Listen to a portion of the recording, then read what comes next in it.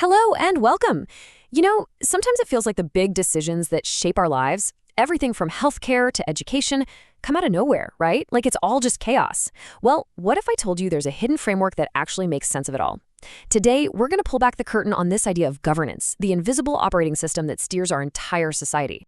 So here's our game plan. First, we're going to pin down what governance even means. Then we'll jump into the three basic styles it comes in. After that, we'll see why in the real world, things are almost always a hybrid. Then we'll dig into the forces that are always shaking things up. And finally, we'll see how this all works in the real world. All right, let's dive right in with a big one. What exactly is governance?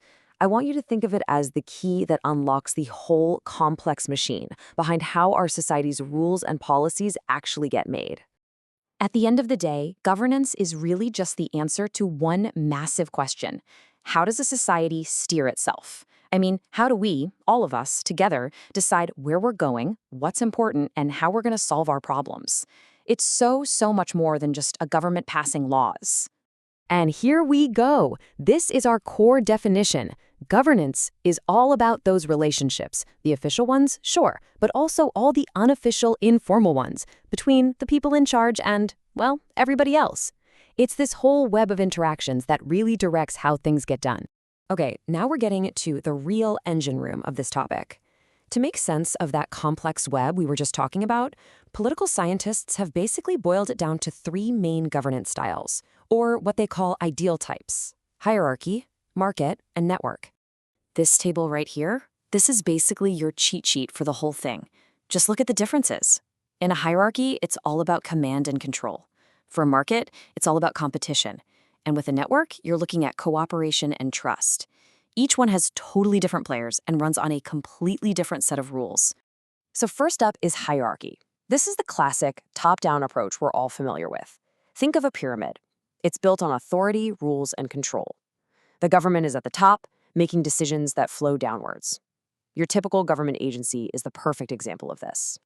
Next, you've got the market style. Now, this flips the script entirely. Coordination here happens through competition. There's no central boss. It's just a ton of different players, like companies and customers, all doing what's best for them.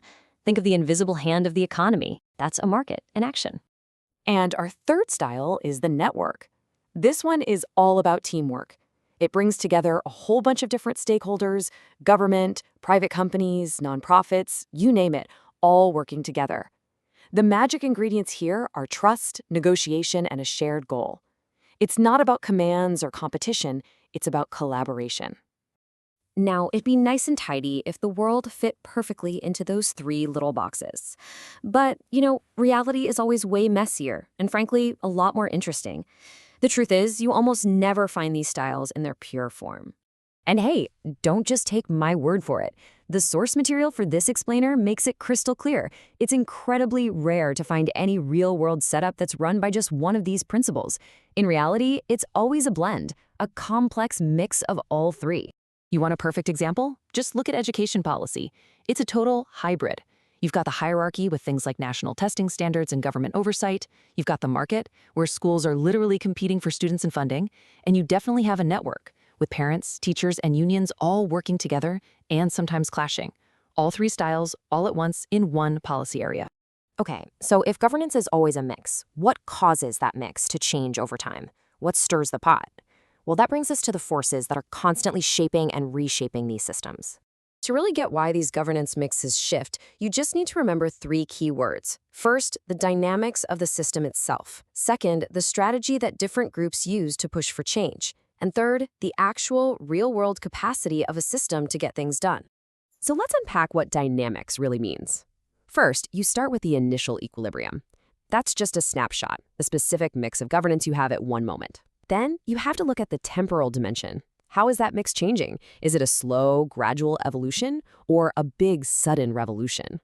And finally, you have the external environment, all the pressures from the outside, like public opinion or powerful interest groups that are pushing for change. And it's so important to remember that these changes are not random. They are very often the result of a deliberate governance strategy. You have powerful groups, including governments, constantly trying to tweak the mix, maybe add a little more market competition here or encourage more network-style collaboration there, all to achieve their specific goals. But you can have the most brilliant strategy in the world, and it's completely useless without governance capacity. This is the ultimate reality check.